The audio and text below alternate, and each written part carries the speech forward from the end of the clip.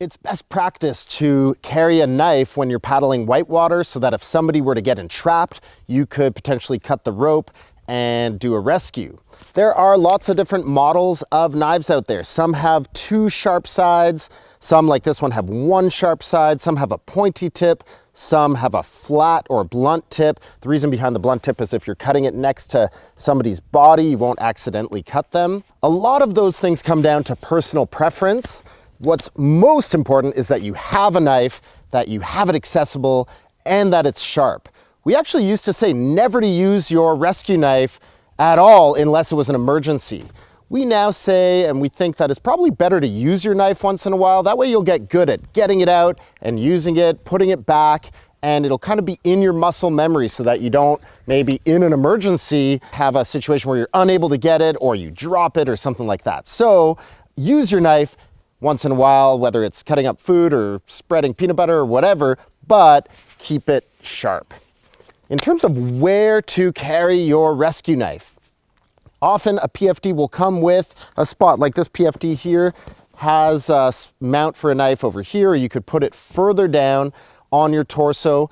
However, what we find is that if somebody's swimming around or paddling and the knife is on their torso, they're more likely to hit it into something, which could break the sheath and have you lose the knife. So we really like having it on our front of our shoulder over here. Most of our rescue instructors find that keeping it here makes it in a way that it's going to be out of the way, but also easy to access when you need it. And this way, even if I'm mostly underwater, I could get it out easily with either hand. A little tip is that I like to know, because I have just one sharp side, that the sharp side is on the outside. That way I know that if I grab it, I can cut right away. Another reason to keep a knife on your shoulder is that if you are climbing back into a raft or a canoe and it's on your torso, you may have it snag on the side of the boat or on the rope, making it really hard to get back into the boat. So having it on your shoulder is good for that too. Just make sure that it's not too high so that if you're picking up a kayak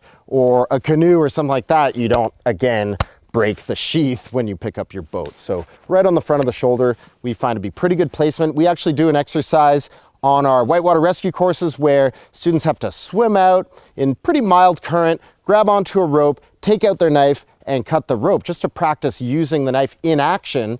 And we find that most students who have a placement of their knife anywhere other than on their shoulder generally have a pretty hard time doing that drill compared to those who keep it on their shoulder. So we do find it works pretty well.